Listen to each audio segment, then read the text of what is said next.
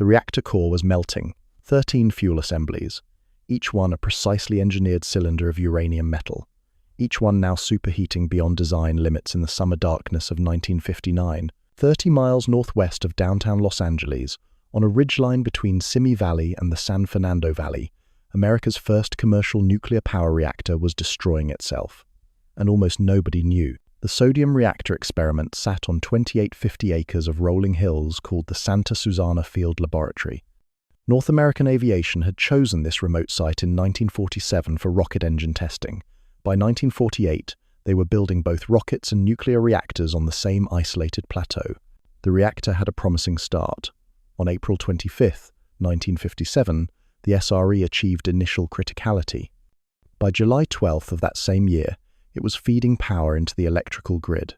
6.5 megawatts of electricity flowing to nearby Moorpark, a demonstration that nuclear energy could power American homes. But on July 26, 1959, everything changed.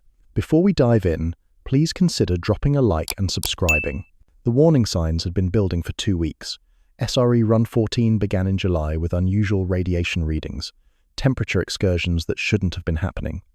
On July 13th, a massive power transient spiked the reactor to 14 megawatts. Operators scrambled to manually shut it down. They restarted it anyway. From July 22nd to the 24th, the real damage occurred. Inside the reactor vessel, sodium coolant channels were becoming blocked.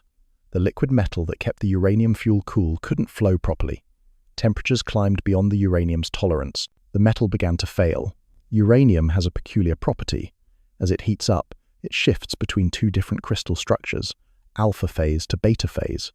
This thermal cycling creates stress. When that stress combines with blocked cooling, the protective cladding around the fuel starts to crack.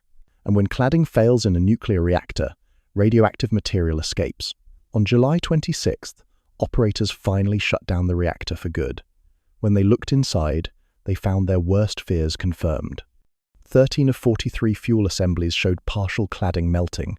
The primary containment vessel remained intact, but radioactive fission products had leaked into the sodium coolant. The accident released an estimated 982 curies of krypton-85, 115,000 curies of xenon-133. These were noble gases that didn't stay in the sodium. They rose into the reactor's cover gas space, waiting to be vented. Atomics International, the company operating the reactor, faced a choice: keep the radioactive gases trapped indefinitely or release them into the atmosphere above Los Angeles County. They chose to vent.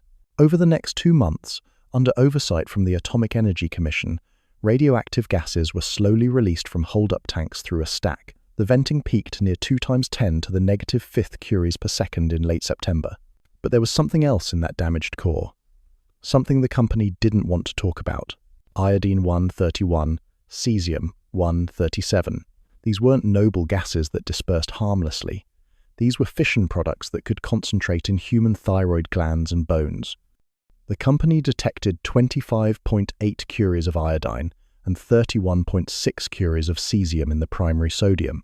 The question that would haunt Santa Susana for decades: how much of that deadly iodine escaped into the air above one of America's largest cities? Atomics International insisted none of it reached the atmosphere. The noble gases were safely vented, they claimed. The iodine stayed chemically bound in the sodium coolant. But decades later, independent scientists would challenge that story. They would estimate that up to 1,330 curies of iodine-131 may have been released. If true, that would make Santa Susana's iodine release 95 to 166 times larger than 3 Mile Island's. The first major nuclear accident in American commercial power history had happened in the backyard of Los Angeles, and for 20 years, almost nobody knew about it. No alarms had sounded in Simi Valley. No evacuations were ordered. No public health warnings were issued. The Atomic Energy Commission's accident reports weren't released publicly. 700 copies of the damage assessment were printed by Atomics International and marked unclassified, but they never reached the public. The people living downwind had no idea what had happened on that summer night in 1959, but the radioactive contamination didn't stay buried in classified reports. It seeped into soil. It spread through groundwater. It became part of the landscape that families would call home for generations. And as we'll discover, the consequences of that July night are still unfolding today. The cleanup began immediately, but the questions would linger for decades. Within hours of discovering the melted fuel assemblies, Atomics International launched an internal investigation. The Atomic Energy Commission demanded answers. How had America's showcase reactor suffered such catastrophic damage? And more importantly, what had actually escaped into the air above Los Angeles? The company's first priority wasn't public safety, it was damage control. On November 15, 1959, Atomics International published their SRE Fuel Element Damage interim report. The document ran hundreds of pages, technical diagrams, radiation measurements, metallurgical analysis of the failed fuel rods, but it revealed a disturbing truth about how the accident had unfolded. The root cause was elegantly simple and catastrophically predictable. Sodium coolant channels had become blocked. The liquid metal that kept the uranium fuel cool couldn't circulate properly through the reactor core. Temperatures soared beyond design limits. What happened next was a textbook example of cascade failure. As uranium heated up, it underwent thermal cycling between its alpha and beta crystal phases. Each temperature swing created mechanical stress in the metal. The protective cladding around each fuel assembly began to crack under the repeated expansion and contraction. When cladding fails in a nuclear reactor, the barrier between radioactive fuel and cooling system disappears. Fission products leaked directly into the primary sodium coolant, but the reactor vessel itself held. The primary containment remained intact. From an engineering perspective, the accident could have been much worse. The damaged core stayed submerged in sodium. No fuel melted through the reactor bottom. No steam explosions occurred. Still, the evidence was undeniable. 13 fuel assemblies had suffered partial cladding melting. Radioactive contamination had spread throughout the primary cooling system, and operators had continued running the reactor for days after the first warning signs appeared. On July 24th, desperate technicians had tried fuel jiggling, physically shaking the fuel assemblies to dislodge suspected blockages. It was a last-ditch effort to restore cooling flow. It failed. The final shutdown came 2 days later, when radiation levels inside the reactor building spiked beyond safe limits. The Atomic Energy Commission oversaw every aspect of the cleanup. Contaminated sodium was drained and processed. Interior rooms were decontaminated under federal supervision. Air monitoring continued throughout the remediation process. By 1961, Atomics International published their final accident report, cataloguing lessons learned and safety improvements. Then came a decision that shocked the nuclear industry. The company wanted to restart the reactor. After replacing the damaged core with fresh fuel assemblies, SRE resumed operations in September 1960. New instrumentation monitored coolant flow more precisely. Operating limits were revised to prevent overheating. The reactor ran for nearly 4 more years before its final shutdown on February 15, 1964. But the restart raised uncomfortable questions. If the accident had been as serious as the technical reports indicated, why risk operating the reactor again? If radioactive releases had been minimal, why spend millions on new safety systems? The disconnect between public assurances and private actions suggested something more significant had happened on that July night. Meanwhile, the broader Santa Susana facility continued expanding its nuclear research programs. In 1966, the Energy Technology Engineering Center was established in Area 4 of the complex. ETEC would test liquid metal reactor components for the next 2 decades. 10 small experimental reactors operated across the site during its nuclear research heyday. The workers at Santa Susana were developing cutting-edge technology, rocket engines that would power moon missions, nuclear reactors that could revolutionize American energy. But they were also exposed to radiation levels that would be considered unacceptable today. Decades later, epidemiological studies would reveal elevated cancer rates among radiation-exposed Rocketdyne workers. A June 1997 UCLA study reported increased cancer mortality in the workforce. Boeing-funded research involving 83 72 rocket test workers would confirm occupational health risks associated with chemical exposures, particularly hydrazine. But in 1959, those health impacts were still years away from recognition. What the accident had revealed was a fundamental problem with the nuclear industry's approach to public safety. Technical reports filled with precise measurements and engineering analysis, regulatory oversight by federal agencies, corporate assurances about minimal environmental impact. Yet the most basic question remained unanswered. Had dangerous levels of radioactive iodine been released over populated areas of Los Angeles County? Atomics International insisted that iodine-131 had remained chemically bound in the sodium coolant as sodium iodide. Their measurements showed only noble gases in the reactor's cover gas space. The stack monitoring during the 2-month venting period detected no iodine releases above background levels. Environmental air samples from Santa Susana and Van Owen showed no increases above normal atmospheric radioactivity for July 1959. The company's position was clear. This had been a serious but contained industrial accident. No significant radiation had escaped beyond the facility boundary. No public health threat had materialized. That story would hold for 20 years. But by the 1980s, independent scientists were asking harder questions about what had really happened during those critical July days. Their reconstructions of the accident would paint a far more disturbing picture of potential iodine releases, and their estimates would suggest that thousands of curies of radioactive material may have drifted over sleeping neighborhoods throughout the San Fernando Valley. The scientific debate over Santa Susana's true impact was just beginning, and the stakes couldn't be higher for the millions of people who called Los Angeles home. For 20 years, the truth stayed buried in classified files. Then, in 1979, 3 Mile Island melted down. Suddenly, Americans wanted to know about every nuclear accident that had ever happened on their soil. Investigative reporters started digging through Atomic Energy Commission archives. What they found in the Santa Susana files would shock the nation. The accident hadn't been a minor technical malfunction. It had been America's first commercial nuclear meltdown, and it had happened in the backyard of Los Angeles. But the real bombshell came when independent scientists began reconstructing what had actually been released into the atmosphere. Dr. Arjun Makhijani and David Lochbaum weren't industry insiders. They were nuclear safety advocates with access to the same technical data that Atomics International had used decades earlier.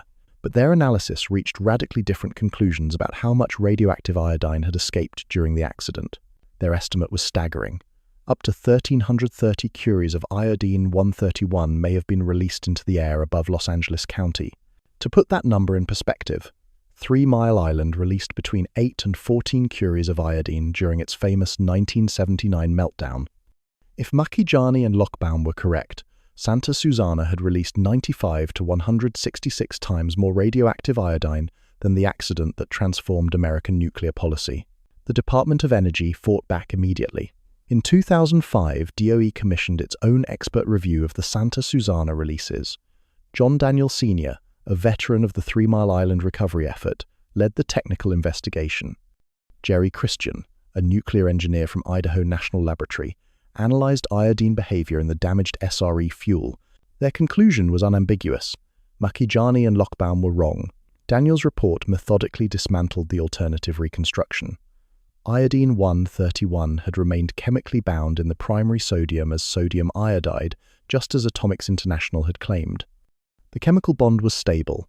No mechanism existed for significant iodine transfer from sodium coolant to the reactor's cover gas space. Stack monitoring during the venting period had detected only noble gases. Xenon-133 and Krypton-85 were released as planned, but environmental air samples showed no iodine increases above background levels at Santa Susana or Van Owen monitoring stations. The DOE report noted that Makhijani's assumed airborne iodine fraction of 0.07 far exceeded 3 Mile Island's 0.03. Such a massive difference required extraordinary explanation. None existed in the physical evidence. But the scientific debate had already ignited a broader controversy about nuclear secrecy and public health. Community activists in Simi Valley and the San Fernando Valley were asking uncomfortable questions. If a partial meltdown had occurred 30 miles from downtown Los Angeles, why hadn't residents been warned? Why had it taken 20 years for the accident to become public knowledge? And what health impacts might have resulted from decades of exposure to low-level radiation? In March 2007, the UCLA School of Public Health released a bombshell study. Dr. Hal Morgenstern had analyzed cancer incidence rates in communities surrounding Santa Susana. His findings suggested elevated rates of certain cancers in areas closest to the facility. The methodology was complex, and the results came with significant caveats. Epidemiological studies of environmental exposures are notoriously difficult. Multiple confounding factors, small sample sizes, long latency periods between exposure and disease. But the study provided the first systematic look at community health impacts around Santa Susana. Industry scientists immediately challenged Morgenstern's conclusions. Dr. William Blott published a detailed critique questioning the study's methods and statistical validity. The scientific debate over community health impacts became as contentious as the argument over radiation releases. Meanwhile, a separate UCLA study had already documented increased cancer mortality among radiation-exposed Rocketdyne workers. The June 1997 report found clear occupational health risks for employees who had worked directly with radioactive materials at Santa Susana. Boeing commissioned its own worker health study involving 8372 SSFL employees. The results confirmed chemical exposure risks, particularly from hydrazine and other rocket fuels. But the radiation exposure findings remained contested. Before we jump back in, tell us where you're watching from today, and if this story hits you, make sure you're subscribed so you don't miss the next one. The health studies revealed a disturbing pattern. Every scientific investigation seemed to reach different conclusions depending on who funded the research. Industry-sponsored studies found minimal health risks. Independent academic research suggested significant impacts.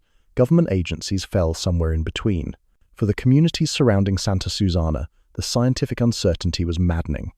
Families had lived for decades within miles of a facility that had experienced a partial nuclear meltdown. Children had played in areas potentially contaminated with radioactive debris. Gardens had been watered with groundwater that might contain traces of nuclear waste. But nobody could definitively say whether their cancer rates were higher than normal. Nobody could prove whether the 1959 accident had caused long-term health impacts. The scientific community remained divided over fundamental questions about radiation releases and exposure pathways. What everyone agreed on was that the accident had been preventable. The reactor design was flawed from the beginning.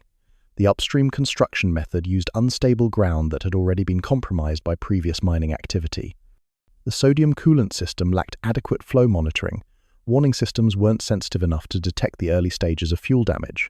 Most damning of all, operators had continued running the reactor for days after the first signs of trouble appeared. The July 13th power transient should have triggered an immediate shutdown and safety inspection. Instead, the facility resumed operations and allowed the damage to escalate. The accident investigation revealed a pattern of cost-cutting and regulatory shortcuts that would become familiar in the nuclear industry. Theoretical safety standards on paper, inadequate implementation in practice, regulatory oversight that relied too heavily on industry self-reporting. But Santa Susana's legacy extended far beyond the 1959 accident. The facility had operated 10 small experimental reactors over several decades. Chemical rocket testing had contaminated soil with perchlorate, trichloroethylene, and other toxic compounds. The site had become a complex environmental mess that defied simple cleanup solutions. By the 2000s, 3 different federal agencies were responsible for different parts of the facility. NASA owned Area 2, the Department of Energy controlled Area 4. Boeing had acquired most of the remaining acreage and inherited liability for chemical contamination across multiple zones. Each agency approached cleanup with different standards and timelines. NASA and DOE had signed administrative orders on consent, requiring soil cleanup to background levels in their areas. Boeing negotiated a risk-based cleanup pathway that allowed some contamination to remain if it posed acceptable long-term risks. The result was a patchwork of cleanup standards that satisfied nobody. Community groups demanded comprehensive remediation of the entire site. Industry argued for cost-effective risk management. Regulators struggled to balance competing demands while ensuring public safety.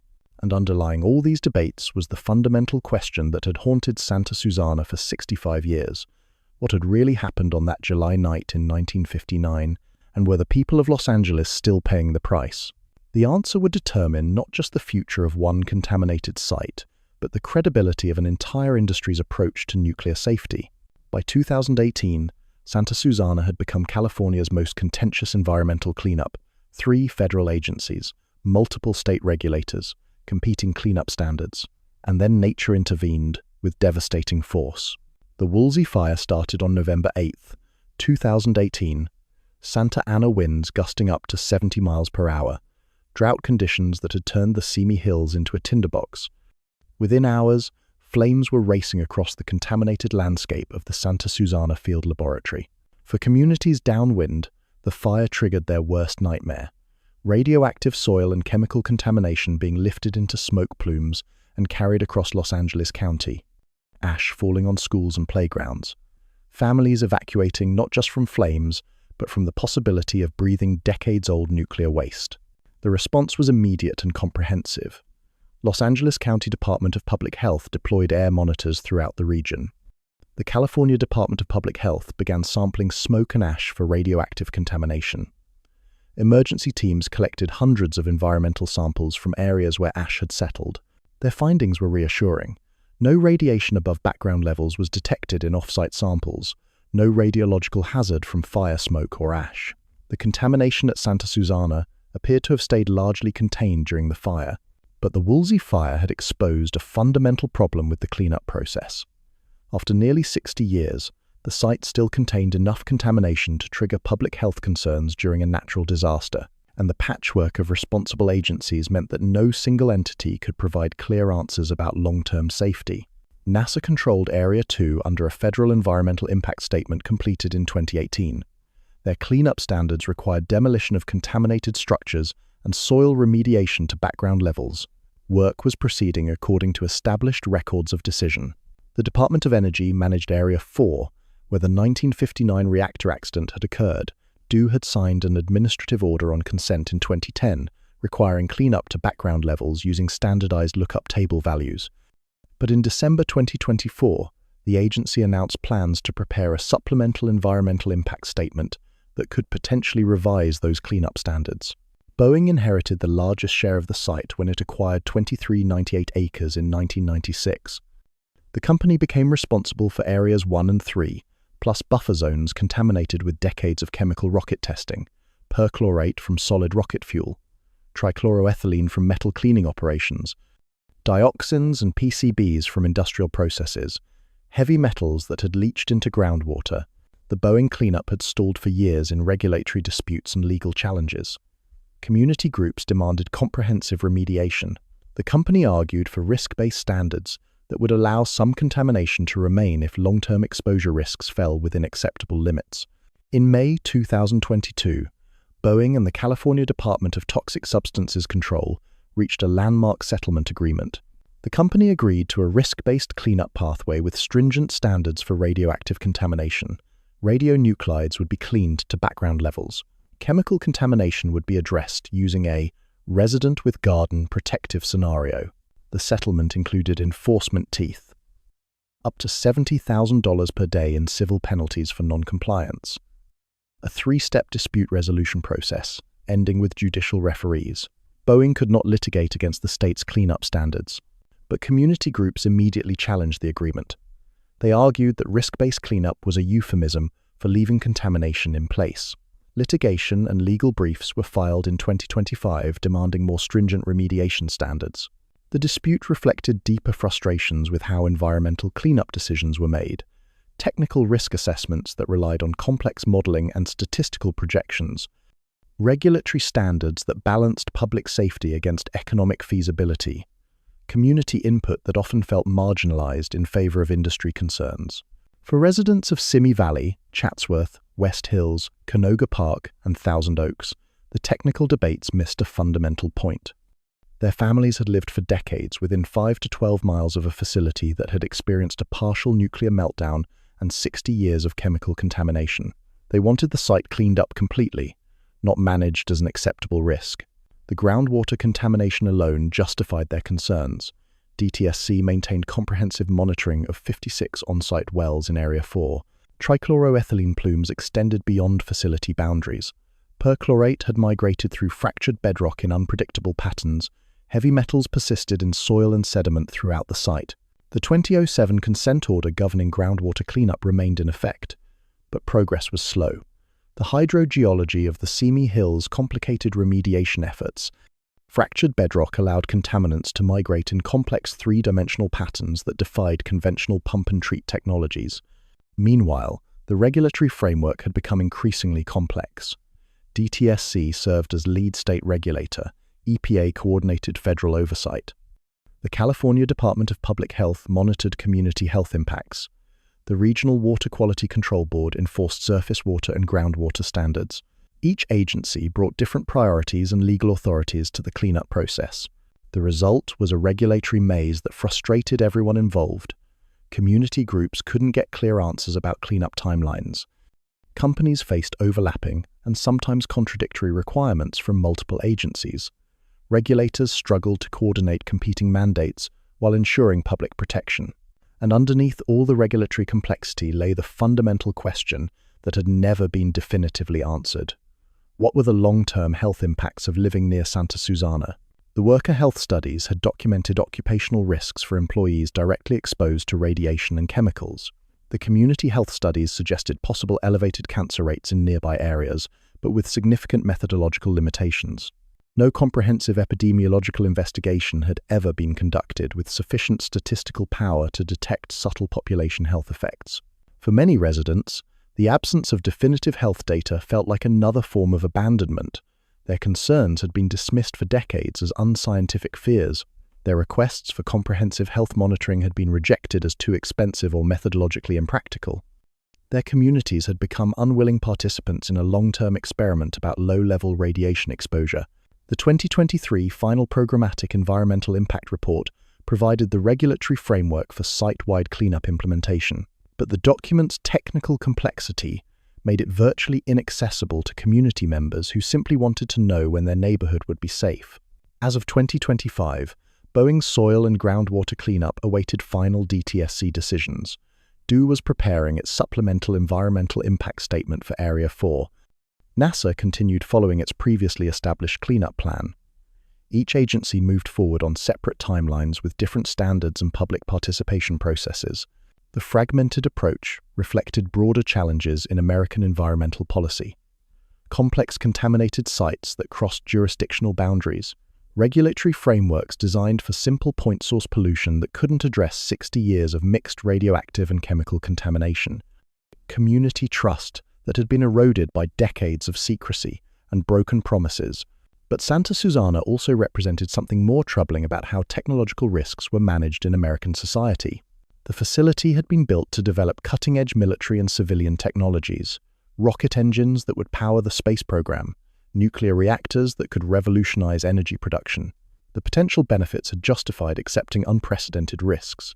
When those risks materialized into accidents and contamination, the costs were externalized onto surrounding communities, residents who had no voice in the original siting decisions, families who received no benefits from the technological developments, children who inherited environmental liabilities they had no role in creating. The cleanup debates weren't really about technical standards or regulatory procedures. They were about who pays the price when transformative technologies go wrong, and whether communities have any meaningful power to hold accountable the institutions that shape their environmental future. The pattern was becoming undeniable.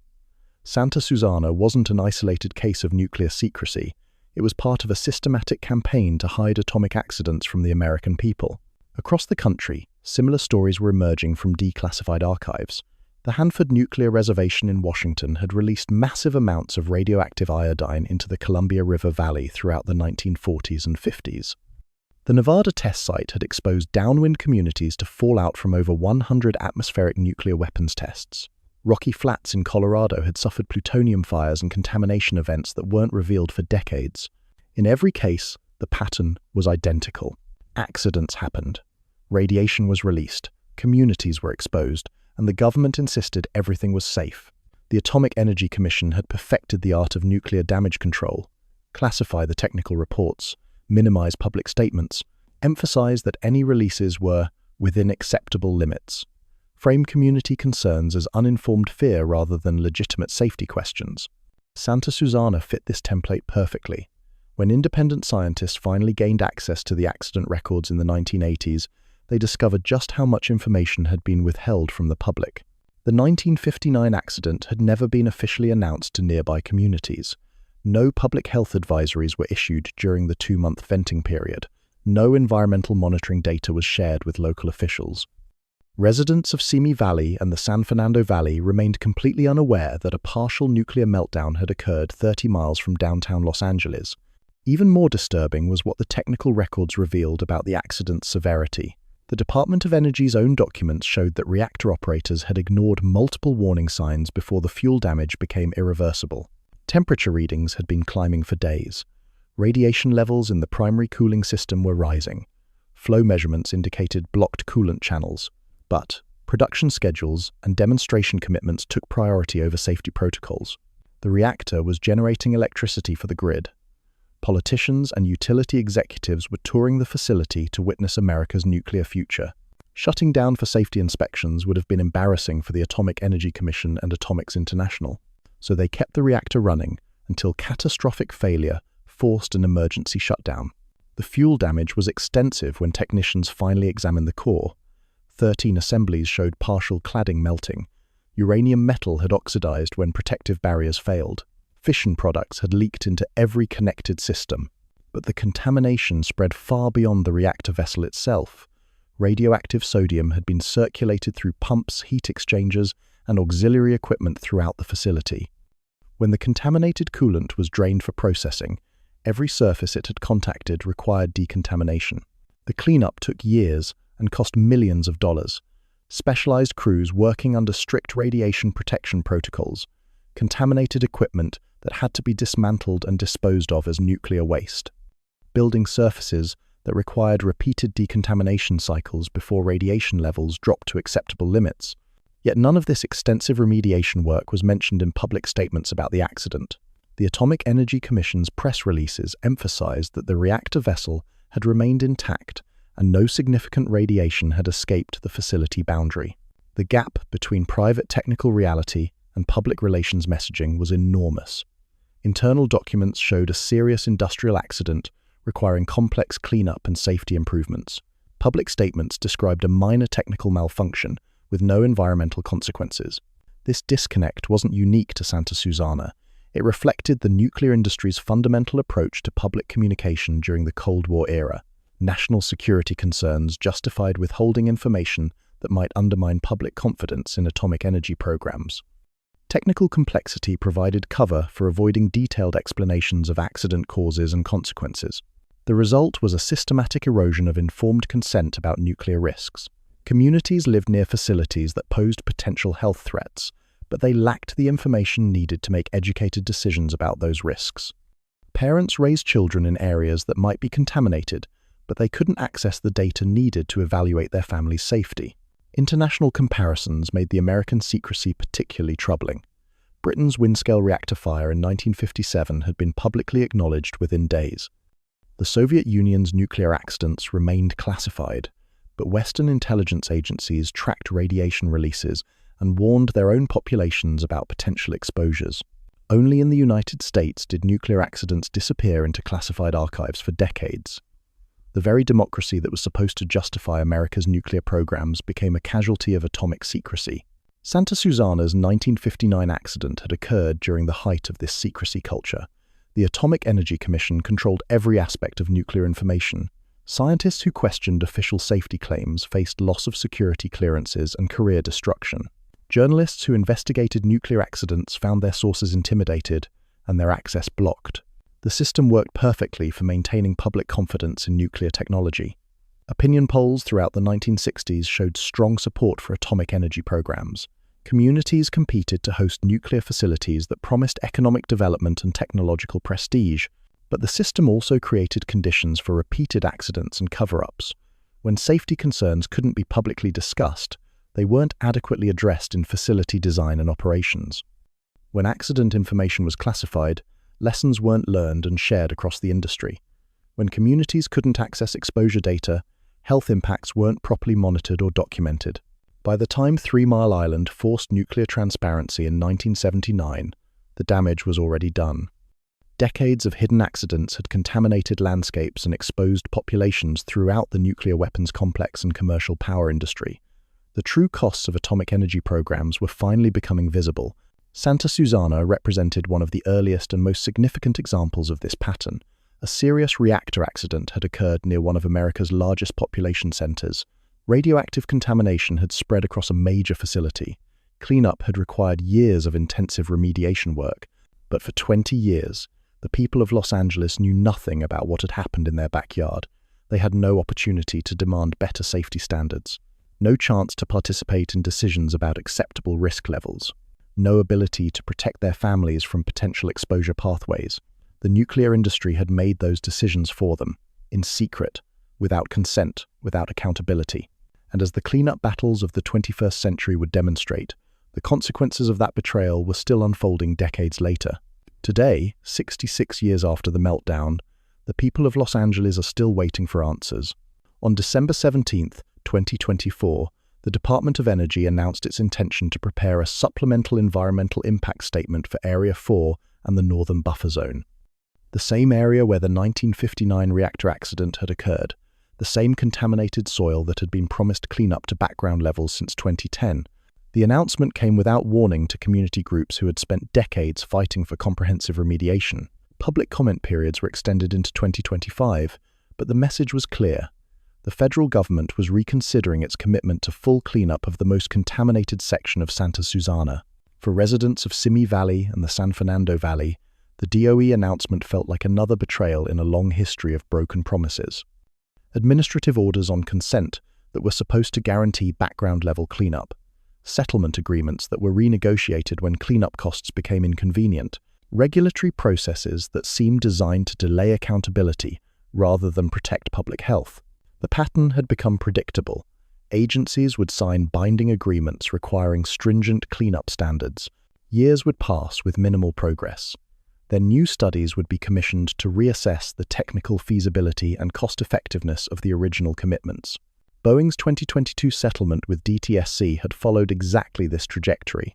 Community groups immediately filed litigation challenging the risk-based cleanup pathway, arguing that it allowed dangerous contamination to remain in place indefinitely.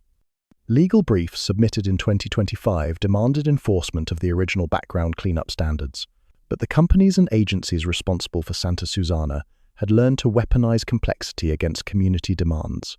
Technical risk assessments that required advanced degrees to understand, regulatory processes that stretched across multiple agencies with overlapping jurisdictions, legal proceedings that could delay actual cleanup work for years or decades. Meanwhile, contamination continued spreading through groundwater systems beneath the Simi Hills. 56 monitoring wells in Area 4 alone tracked plumes of trichloroethylene, perchlorate, and heavy metals moving through fractured bedrock toward populated areas. The 2007 consent order, governing groundwater cleanup, remained in effect, but progress was measured in decades rather than years. The regulatory oversight structure had become a bureaucratic maze. DTSC served as lead state regulator while coordinating with EPA, CDPH, the Regional Water Board, DOE, and NASA. Each agency brought different legal authorities, cleanup standards, and public participation requirements. The result was a system that satisfied regulatory compliance checklists while failing to deliver meaningful environmental protection.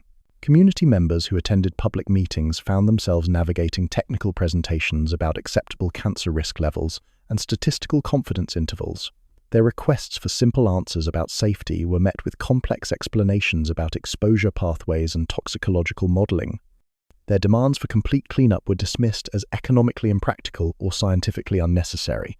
The disconnect between technical risk assessment and community values had become a defining feature of modern environmental policy. Regulators spoke the language of statistical probabilities and cost-benefit analysis. Residents spoke the language of family safety and precautionary protection. Neither side could communicate effectively with the other.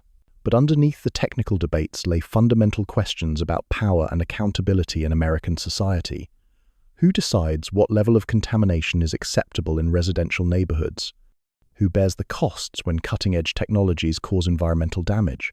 Who has the authority to impose health risks on communities that receive no benefits from hazardous activities? At Santa Susana, those questions had been answered through 66 years of corporate and government decision-making that consistently prioritized economic efficiency over community protection. The 1959 accident had been covered up to protect the nuclear industry's reputation.